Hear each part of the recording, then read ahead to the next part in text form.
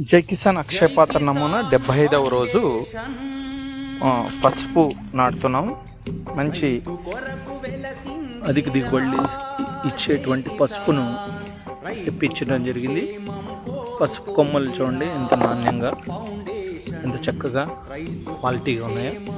ఇప్పుడు 10 లీటర్ నీళ్లు తీసుకున్నాం.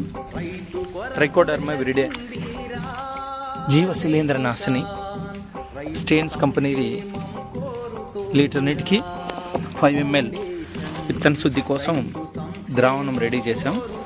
ఈ ద్రావణంలోకి ఈ పసుపు కొమ్మల్ని అర్ధగంట నానబెడతాం. నానబెట్టిన పిదప అక్షయ పాత్ర నమూనా బెడ్లలో 30 సెంటీమీటర్లు వెడల్పు, 10 సెంటీమీటర్ల వెడల్పు, 30 సెంటీమీటర్ల పొడవు ఉన్నటువంటి లైన్లో నాటడం జరుగుతుంది.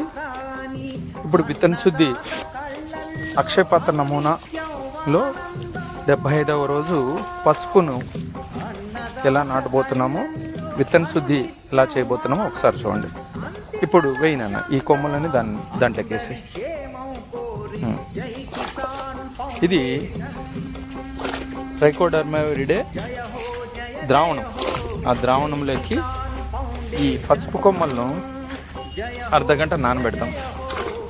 నానబెట్టిన తర్వాత ఆ ట్రైకోడర్మా విరిడే అనే జీవ శిలీంద్ర నాశిని దీనికి బాగా కొమ్మలకు బాగా అంటుకొని మొత్తం జై కిసాన్ అక్షయ పాత్ర నమూనా 75వ రోజు పసుపు నాటుతున్నాం. మంచి అధిక దిగుబడి ఇచ్చేటువంటి పసుపును తెప్పించడం జరిగింది.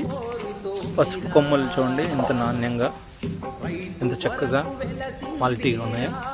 ఇప్పుడు 10 లీటర్ నీళ్లు తీసుకున్నాం.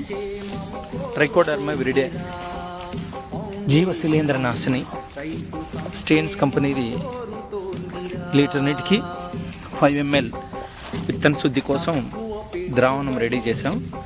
ఈ ద్రావణంలోకి ఈ పసుపు కొమ్మల్ని అర్ధగంట నానబెడతాం. నానబెట్టిన పిదప అక్షయ పాత్ర నమూనా బెడ్లలో 30 సెంటీమీటర్లు వెడల్పు, 10 సెంటీమీటర్ల వెడల్పు, 30 సెంటీమీటర్ల పొడవు ఉన్నటువంటి లైన్లో నాటడం జరుగుతుంది. ఇప్పుడు విత్తన శుద్ధి